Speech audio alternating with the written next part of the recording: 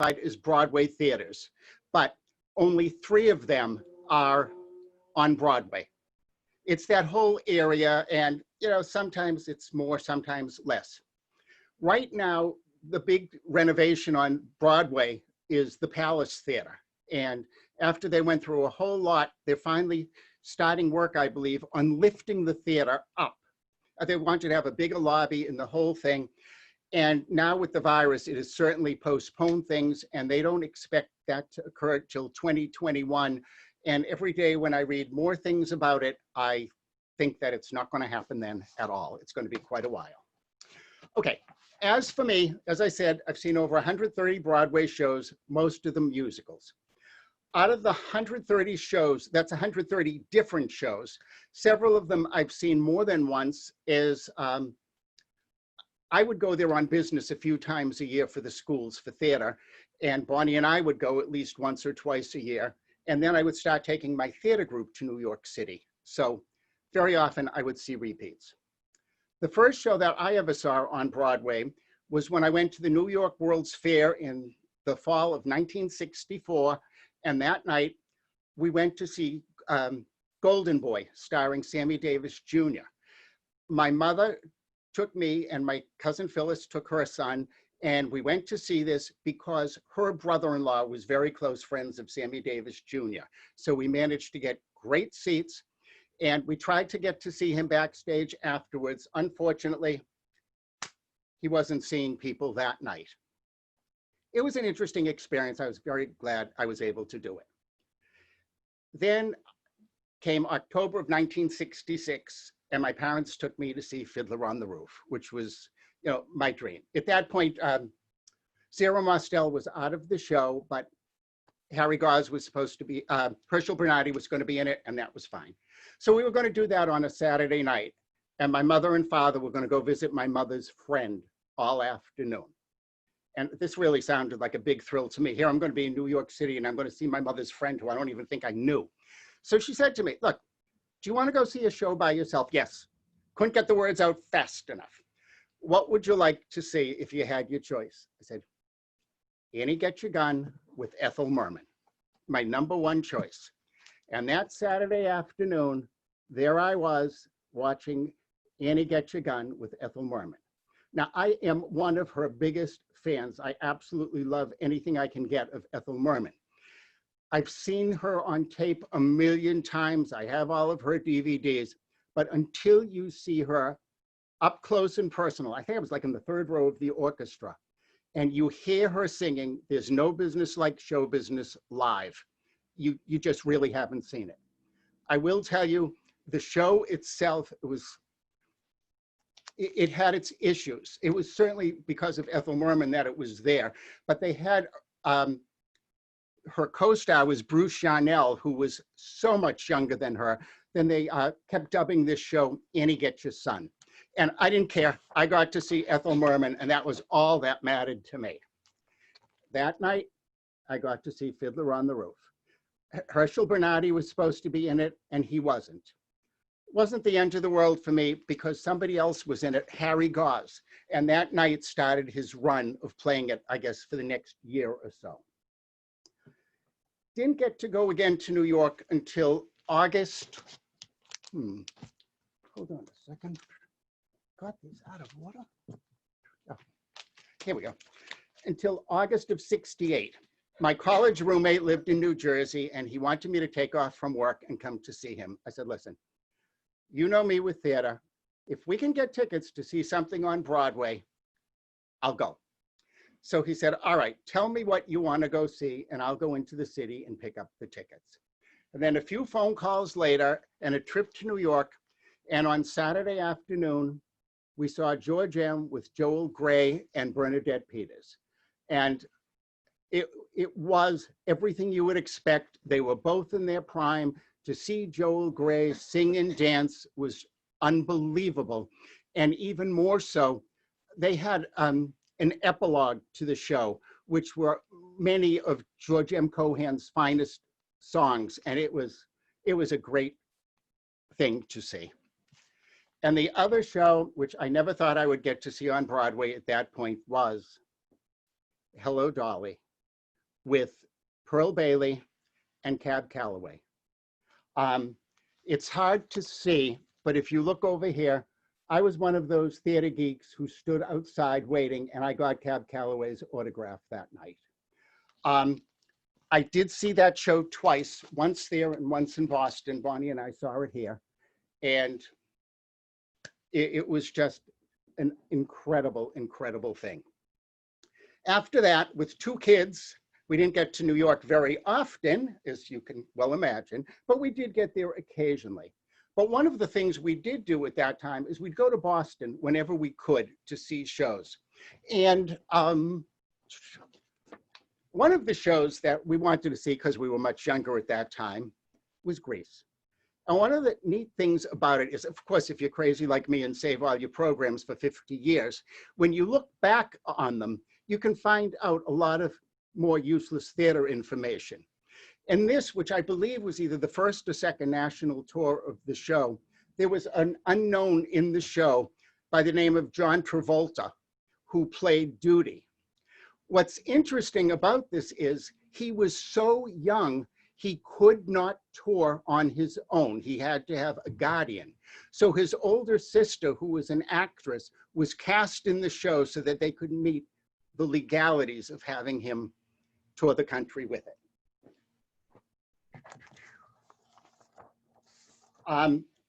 Bonnie and I did get to go fairly every few years at that point, and we did get to see some of the, what I would consider certainly the best.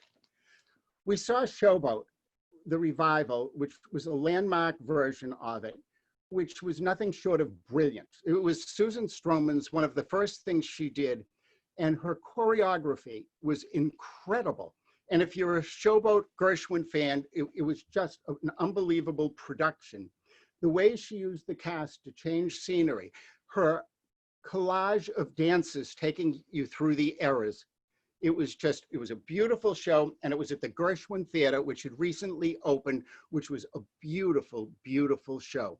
So they really did have the magnificence of the Showboat on the stage, which always intrigued me, because years later, we used to have seasons tickets at the Goodspeed Opera in Connecticut. And if you've ever been there, they do incredible work. Their stage is one of the smallest stages I've seen anywhere. And they did Showboat, and how they could do that magnificent show there was unbelievable. Got to see Sunset Boulevard up close and personal with Betty Buckley. And, you know, what can you say about Sunset Boulevard? It was a beautiful musical. It was a lot of fun. You know, when the show opened, and I guess it was the butler or somebody fell into the swimming pool, which was like, all of a sudden you see this man topple into the orchestra. It was really neat. It was, you know, something worth remembering. These are not in order, but just some things we've seen over the years that were noteworthy. The Jersey Boys. We wanted to see Jersey Boys like everybody else in America did.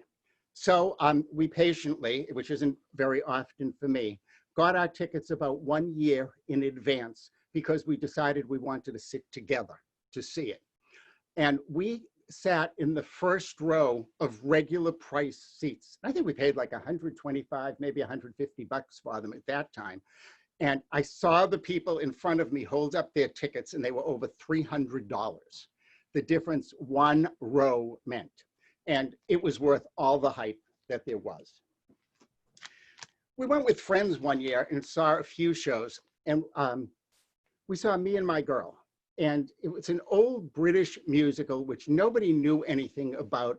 The song Lambeth Walk came from there.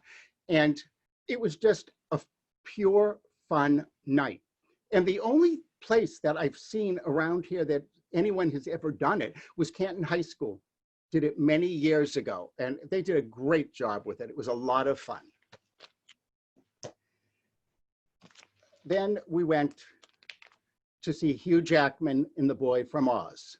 Yes, we did see Hugh Jackman live. Yes, he was wonderful. Yes, all of these people who bashed the show, too bad. It was so worth it. He gave an incredible performance. He was wonderful. The music was great. We were very fortunate to get tickets because when he could not perform, they closed the show. Even though they had understudies and swings, they did not let them go on for that show because, let's face it, people wanted to see Hugh Jackman. They weren't interested in seeing anybody else. And very often when it's a star of that caliber, if you go and they're not performing, you can get your money back. And that we did once. We went to New York to see Victor Victoria, and Julie Andrews was supposed to be in it, and she was out that performance. And we got our money back. It was just like, had no desire to see the show without her. Okay, now during this time, Stacy was in high school and she wanted to see Grease really badly. And of course, it takes nothing to convince me to drive to New York City to see a show. So I got tickets for April vacation. Bonnie was working, Marcy wasn't interested, and we went to see Grease. However, the big thing was, and I didn't really care, one way or the other about it. I always liked to go to New York, but it was Grease. I knew the musical director. He came from Hull High School, Stevie Freeman. If you know Marilyn Freeman or Alan Freeman, it was their son, and he was the musical director. So we did go backstage afterwards and meet with him, which was a lot of fun. It was surprising because I thought that the dressing rooms were going to be much bigger and the whole thing would be much bigger. It wasn't, but you know what? It was still worth it. And I was glad we got to do this. Okay. At that point, I started teaching theater arts in Hull, which led me to go to New York City 3 times a year to buy my fabric for the costumes. And thereby would see a lot of shows. We would always go and catch a show at night. I also started taking Broadway trips with my theater group. And in a period of Friday, Saturday, Sunday, we would see 4 shows, have 2 classes, and we would try to have 1 talkback session. Now, if you've never been in a talkback session, have any of you ever done that before? Okay, it's so much fun, as you very well know. But what it is if you're in a group, you pay extra, and after the show, you stay in your seats, and then usually the stage manager comes and will ask you to come up to the front of the theater, and people from the show come out and speak with you. You never know who you're going to get. That's the worst thing about it. Sometimes you'll get a stage manager, a tech person, and somebody in the chorus. Other times you can get the biggies. Sometimes we were lucky, sometimes we weren't. Probably one of the best ones was when we saw Seussical with Kathy Rigby. Before she came out, like literally almost everybody in the cast did with their major roles. They were answering questions, they were wonderful. They let us take pictures, which you normally can't do. And I said to the person running it, I said, listen, do you think Kathy Rigby is going to come out and speak to us? She looked at me and she says, listen, I have no idea. You were supposed to have only 3 people here. There are over 20 people here right now. Kathy Rigby just walked by over there with some friends. I don't know what's happening. And you saw Kathy Rigby walk across the stage with her friends, and then she turned around very gracefully and said that she was sorry she was late, sat at the edge of the stage and spoke with us. She was just such a real person. She'd let the kids take pictures, me too. Of course, I'm the biggest theater snob and geek of all of us that went, but it was really great. She was great, as was Neville Chamberlain, who played Horton the Elephant. I think that was his name. And I got to speak with him, and we left at the same time he did, and he's walking down the street with me talking like we had known each other for years and were best friends. He was really good. When we did the talkback for Oklahoma, it was like, you can't take pictures of this because the set is copyrighted. You can't do this. When they came out, it was fine. My personal favorite was when we saw Kiss Me Kate. Marin Mazzie, who has passed away a couple of years ago, had the lead. She played opposite Brian Stokes Mitchell. It was an unbelievable production. She does not usually do these talkbacks, but for some reason, she decided to come out and talk to us.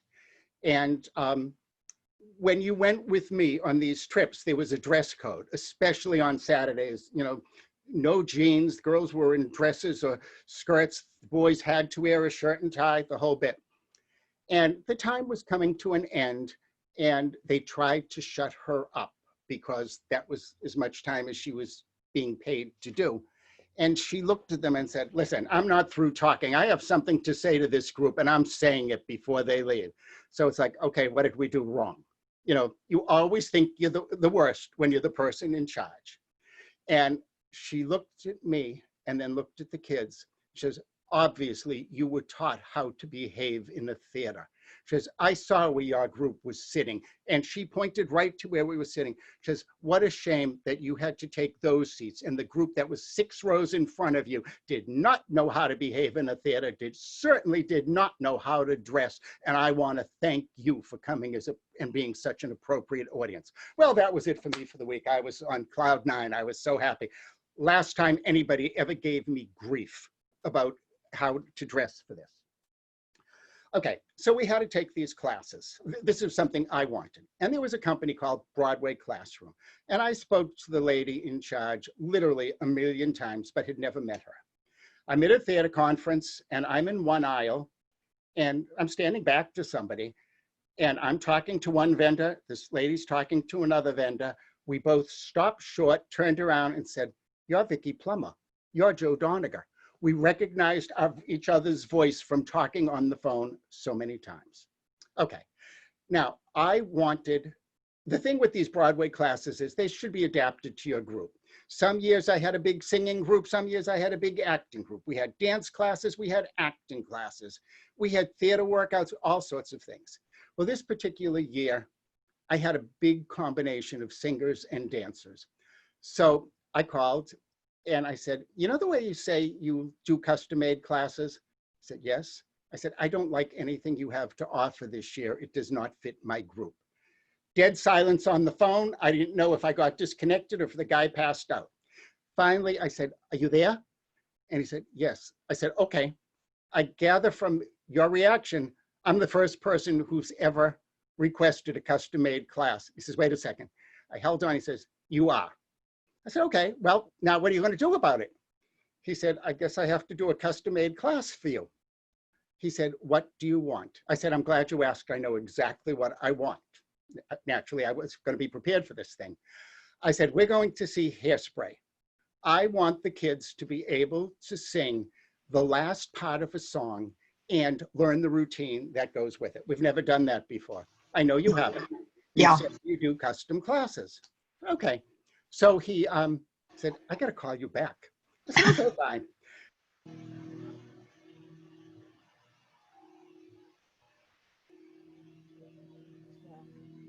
Can you hear me now? It said you muted me. Okay, sorry. So a million phone calls back and forth. They sent me the sheet music from my musical director to give them part of it in advance, and that was going to be it. So they learned the music. The day before we were supposed to come, at least 5 times this man called me. He was an absolute wreck. So finally I said to him, listen, let me guess. This is the first time this has happened? Yes. I said, there are people around you in the office who can't talk, right? Yes. I said, your bosses are coming to see this workshop, aren't they? Yes. You're afraid you're going to lose your job if this doesn't work right. Absolutely.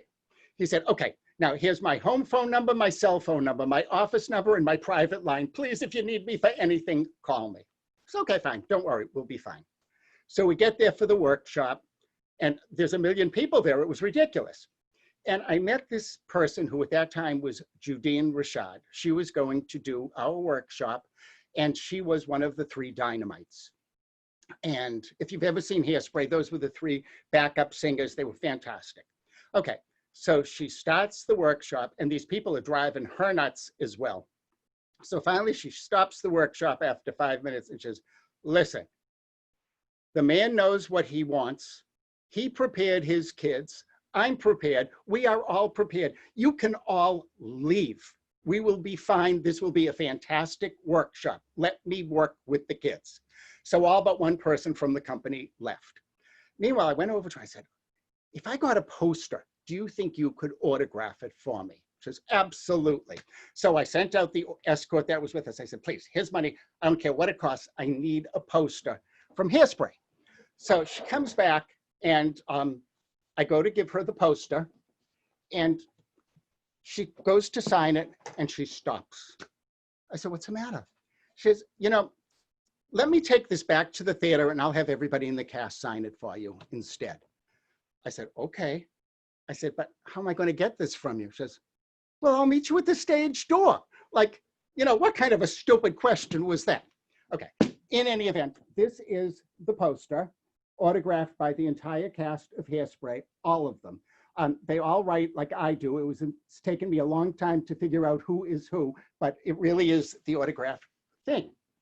Now, she continues the workshop, and then she walks over and says, you are the person in charge, right? I said, yep.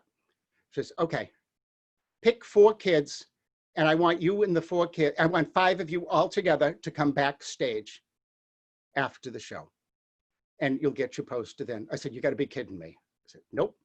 Okay, I had 4 seniors. I said, okay, I'm taking the 4 seniors and me. I was going, and I wasn't going to let them backstage anyhow by themselves. So we wait at the stage door. And if you've never waited at a stage door and they're expecting you, they come out with a list and they'll say, okay, is so-and-so here? And they said, is Joe Doniger from Hull High School here? I said, I'm right here. She said, you've got 4 people with you? I do. She says, okay, Judine is waiting for you backstage. Will you come with me, please? So we go backstage. We're all totally awestruck, snapping pictures every which way. And then who's standing there in his dressing room with his friends? Harvey Fierstein. They forgot to tell me, you do not take pictures of Harvey backstage. He does not like it. I found out after I took the picture. He turned so fast and glared at me, I didn't know what happened. She says, I forgot to tell you, you don't take pictures of Harvey. I said, should I go apologize? She says, no, don't say a word. I'll speak to him afterwards. So she took us backstage into her dressing room. We met all these people. She says, he's the guy who did that workshop today. As it's turned out, this was one of the most sought workshops this company has ever put on to this day with having her do it. So she did an incredible job and we were friends. And then when we went to leave, she says, you're really in charge, right? She says, yeah. She says, look, I feel very badly for the rest of the kids in your group. Please line them up in groups of 5 and I'm going to take them, your entire group, all 42 of us, backstage. So in groups of 5, they all got to go backstage and meet. And I have to tell you, that cast of Hairspray was unbelievable, how cordial they were, how wonderful they were. So Judine said to me before that, she says, I'm telling you, I'm coming up to your neck of the woods sometime because I like your lobster. I said, okay.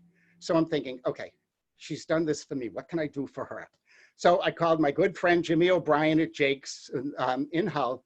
And I said, Jimmy, do you send out lobster? He says, Joe, is this a joke? I said, listen, Jimmy, you know I'm a Jewish boy. I keep a kosher home. I don't have lobster in my house. Is there a way to send lobster to anybody? He says, of course. I said, how do I do it? He said, what are you up to? So I told him all about this workshop. He says, just give me her address. I'll take care of everything for you. So he sends her lobster dinner for 2 live lobsters to the Neil Simon Theater. So she gets to the theater one day and she's greeted with, Judine, you got a package here from a restaurant. What are you talking about? So she opened it and laughed. It was from me. So she went backstage and showed it to everybody. And for that time on, they referred to me as the Lobster Man. I did get to go see the show again. I wanted Bonnie to see it and Stacy. So we went, we called her and she got us, if you're in the show, you can get company seats. So we got her seats, which was like 8 rows back, dead center in the orchestra. And then we went backstage to meet her again. And then I took the cast, another group of kids to see her. And she was going to do another workshop for us. So I had t-shirts made up that says, Hull High School Theater Arts loves Judine, the best dynamite in Hairspray. And everybody turned around and unzipped their coats and stuff. And when she went to start the workshop, this is the way we greeted her. So she asked if the kids could please wear this stuff to the show that day. And it's against my rules, but I said, okay, fine. And we had a talk back with Hairspray that day. I said, all right, George Wendt has got the lead in this. Do you think he's going to come out and speak to us? She says, honestly, no. George Wendt speaks to nobody. The show is over. George says goodbye and leaves the theater. She says, but that doesn't mean I'm not planning on trying. So we go to the theater, the show, we just felt so special. We felt it was directed directly to us the whole time. And it's over and we went forward and literally people were coming out and said, she told us we better show up today for you. And it was a riot and everybody was really nice. And no, George went. All of a sudden, George Wendt comes out. He says, all right, so you're the group south of Boston. And he sat and he talked to us for a while. And it was just, it was so nice and it was so special. And he did it because of her, clearly not because of us. And Judine and I are still friends to this day. She's come to our house, stayed over, and we talked to each other. They were having a baby shower for her at the theater and she called to see if we were in town, to see if we could go, but we weren't able to make it. Okay, moving on. My favorite season was the season of 2004 and 2005, okay? Playing on, and Bonnie and I went in August of 2005. Playing on Broadway that summer was All Shook Up, Avenue Q, Beauty and the Beast, Chicago, Chitty Chitty Bang Bang, Dirty Rotten Scoundrels, Fiddler on the Roof, Hairspray, Lennon, Mamma Mia, Moving Out, Rent, Spamalot, Spelling Bee, Sweet Charity, The Light in the Piazza, The Lion King, Phantom of the Opera, The Producers, and Wicked. Okay, I had a discount coupon to see Sweet Charity. I read nothing good about the show. We went to see the show. It lived up to my expectations. It was awful. Christina Applegate couldn't dance her way across the stage. If you're from Canton and saw Canton High School's production of Sweet Charity, it was 1,000 times better than this show. Why did I want to go see this so badly? Because when we walked out of the theater and I stepped out onto the sidewalk, I said, I have now seen every musical that's open on Broadway, and it probably will never happen again. And it's never happened again. So as I said, it was kind of a neat thing. I did collect a lot of things over the years. Vaughn, can you hand me the books? I like to have autograph things. And certain things I've been able to get a hold of. One of these, I didn't get it on Broadway, but it's by Kitty Carlisle Hart, Moss Hart's wife. And I was at a theater conference and they had this autographed copy. And the person who was running the thing knew me and says, Joe, it's autographed to Joe. I said, well, then I should win this thing. Well, meanwhile, it was a kids' conference. I was there as a chaperone. Nobody was interested. I said, all right, Bev, how much do you want for the book? I want it. And you're not, clearly, I'm the only raffle ticket you've sold. So I think I gave her 25 bucks. I got the book and it's autographed to Joe with my best wishes, Kitty Carlisle Hart.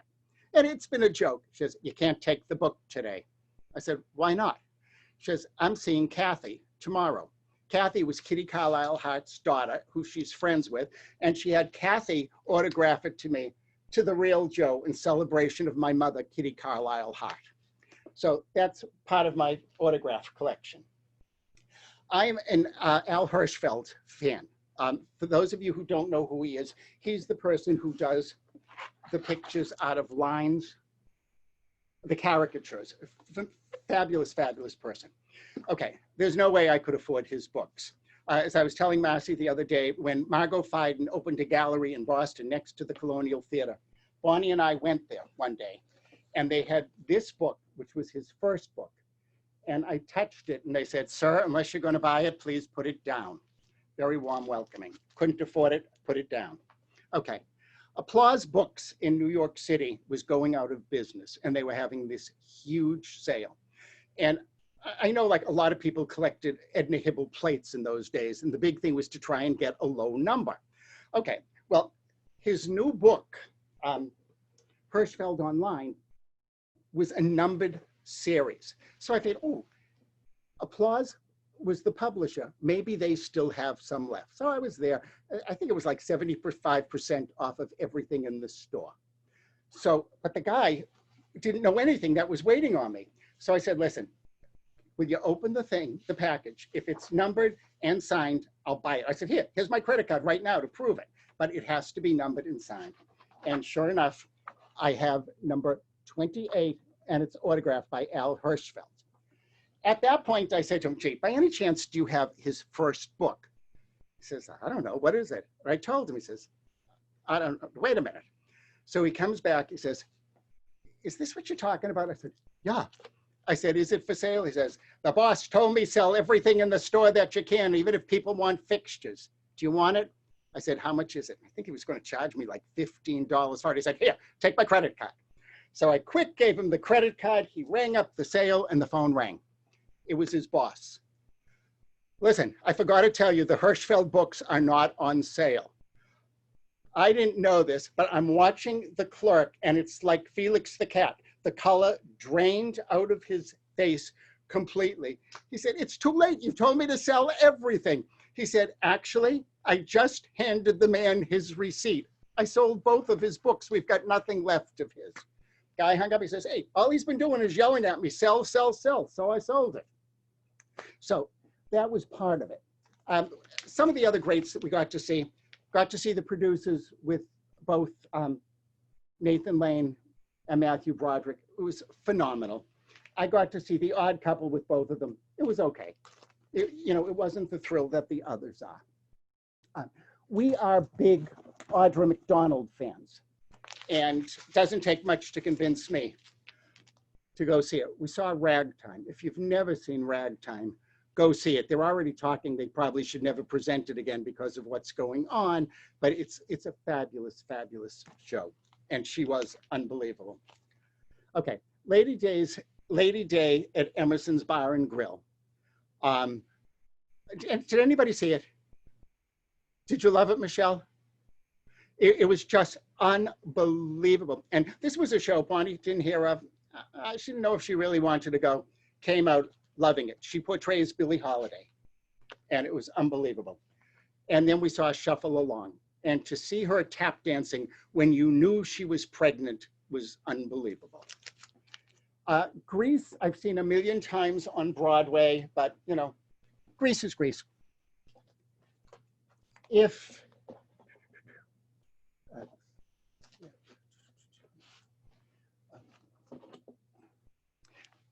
I have seen all of the Disney shows on Broadway, which were great. I'm a real Disney on Broadway fan. I will say Mary Poppins was incredible, but Beauty and the Beast really, it stole our heart. Bonnie and I were in New York. We took the kids to see Les Mis for a matinee. And as we were walking by the Palace Theater, we jokingly said, oh, should we see if we can get tickets? They had 4 tickets for that night and we saw it. And it was very lucky because it was at the Palace Theater. And at that point, they had changed the show a little bit. When Beauty and the Beast opened, if you sat in the orchestra, it was fabulous because you could see them dancing. If you sat in the balcony, they were so far forward, it cut off their feet. So they had to revise it. We got to see that one. And then it moved to another theater and they cut the number in the cast. Then there's, of course, Hello, Dolly. I did get to see it, as I said, a whole lot of times. This was with Cab Calloway. Got to see it in Boston. Bonnie and I saw it. She was with Billy Daniels.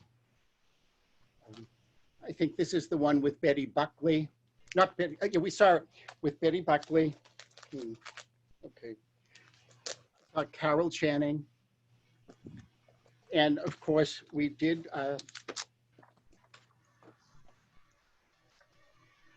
Bette Midler and Bernadette Peters.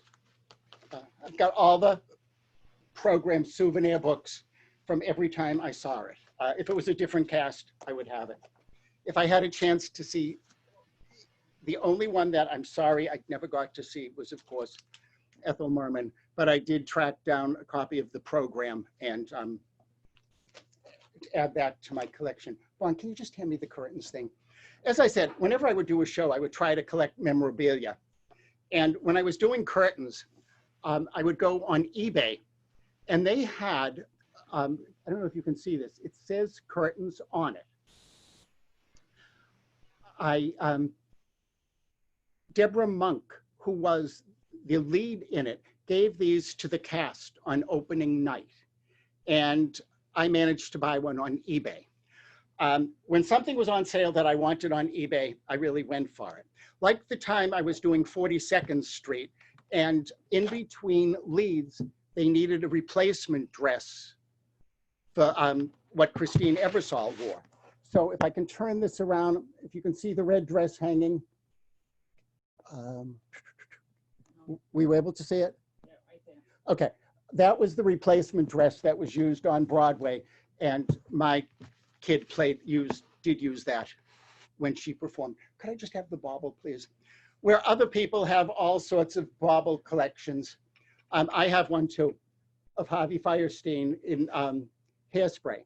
What had happened was the seniors from 42nd Street tried to get me a present from something from 42nd Street, and they wouldn't even answer. So they called Judine from Hairspray, and she got that and some other things for me from Hairspray.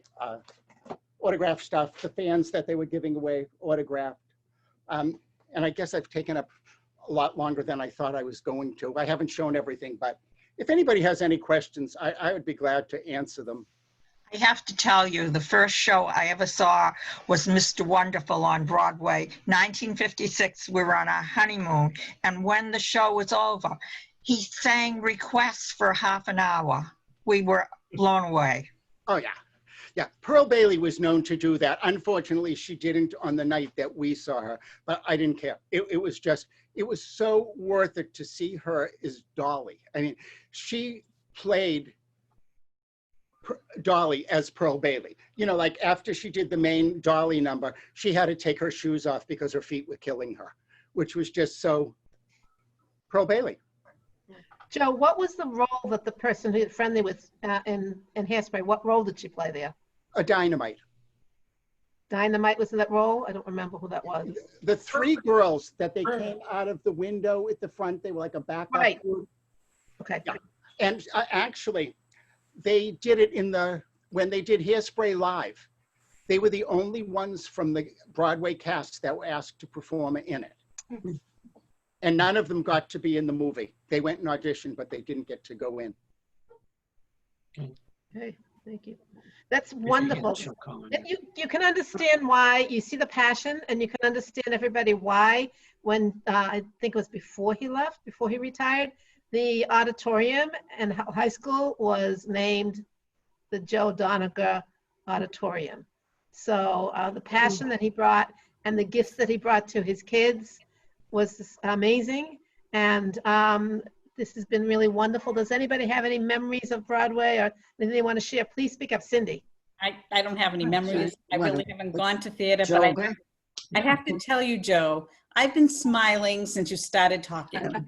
And I think it's been just wonderful to spend this time with you, to share your passion, because I can't stop smiling. So thank you so much. I think a lot of us are smiling. I think Phil had something to add. Phil Rosen? Yeah, one thing that Joe omitted, although he sort of alluded it to, is his work as a director, not just at Hull High School, but back in the day at Temple Beth Am. Yeah, put on some great productions. Cindy actually was starring in one of them. They were a lot of fun, but he was a real taskmaster, and the quality of the productions really showed it. We had some really good plays. And Joe, separately, when you and I have a chance, I'll tell you a little bit about a series of plays that Mona and I got to see for free with tickets from USO in 1970. They're pretty amazing plays. When I was one of the producers of Forever Plaid in Boston, and we gave tickets to the USO, anybody in the services through the USO as well. It's funny, Cindy and Phil, just to let you know, I'm in the process of taking my old tapes and making DVDs out of them. And yesterday when I was sorting things, I came across that, which was funny. But before I did that, in Randolph, I directed for Beth Abraham. Oh. Many years ago. Joe, do you still have the tape of Carousel that you did at TBA? No, I didn't do Carousel. I thought you had done Carousel. That was, yeah. Yeah. Yeah. Joe, if I'm not mistaken, when you did it for Temple Beth Abraham, wasn't it your good man, Charlie Brown? It was my friend. Move in so I can see. And Sisterhood taped it because in that day there was no video. Yeah. And I think it was Sheila Gordon was president of Sisterhood, and she got the board to underwrite the cost of videotape of filming highlights of it with sound. It was held, if I'm not mistaken, it was at Canton High School. Yes. And I have some of the tapes. They actually, I don't have the machinery to play it anymore, but I have the tapes that were being there watching it and the people that were in it. It was fabulous. Yeah. What was the show again, Joe, that you did at Beth It was a Abraham? review, If My Friends Could See Me Now. It was a review. Yes. Bonnie and I went there.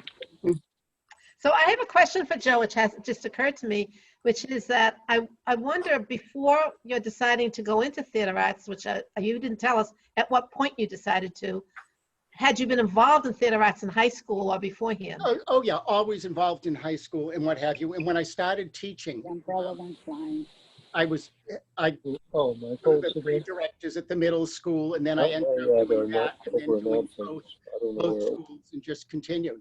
And then one day my superintendent called and said he needed to see me before I left town, and I didn't know what was going on. I said, well, I got a rehearsal. They said, okay, he'll wait for you.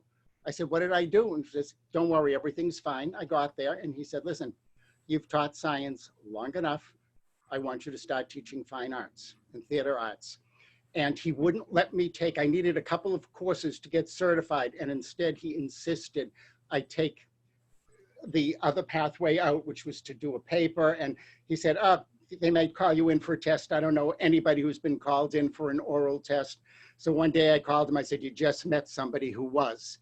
And it was the worst thing I ever went through. There was like a dozen people. I sat at the head of the table, and they questioned me one right after another for over an hour and a half. And then I got certified for fine arts and theater arts. Wow. I just want to show you one last thing before I leave. Wicked. I knew nothing about Wicked when it first opened. My daughter Stacy called us one night and said, guess where I'm going? And she was in college at GW. I said, I don't know where. She goes, my friend put her name in one of those big fish bowls and won 2 tickets on opening night for Wicked. She says, and her boyfriend doesn't want to go, so they're flying us in, they're putting us up overnight, and she's going to see it. So she called us from the theater during intermission, and after the show to tell us all the celebrities that were going about. So it was an incredible experience. So I called the person who does our tickets for us for Broadway trips and said, listen, can you please switch our tickets for Wonderful Town for Wicked? She calls me back a few days later. Okay, I did it. So then it was time for a class. I said, listen, I really would like something from Wicked. She says, what do you want? I said, something technical. She says, okay, I'll have to get back to you. Needless to say, again, you're the first person who's asked for this. We'll see what we can do. So the week of our trip, they called me to tell me that the company of Wicked agreed to take our kids backstage before the show began to talk to us and do a preset. We were going to be the first group that this was going to happen to. As it turned out, we were the first and last group that they did this to in this manner, because partway through they realized we're not insured, and they're not insured for us in case anything. However, it was the most exciting thing. I think the preset was more exciting than the show, because it was time, to fly in the monkeys. Well, what they did was they had a sandbag with every cast member who flew, their name on it with their weight. So they didn't have to do the flying preset. And so they're flying these sandbags all over the place. And I mean, I was as close to the bubble when they flew that in, it was absolutely an incredible experience. Who started it then? Who were the 2 women? Adina Menzel was not in it then. Oh.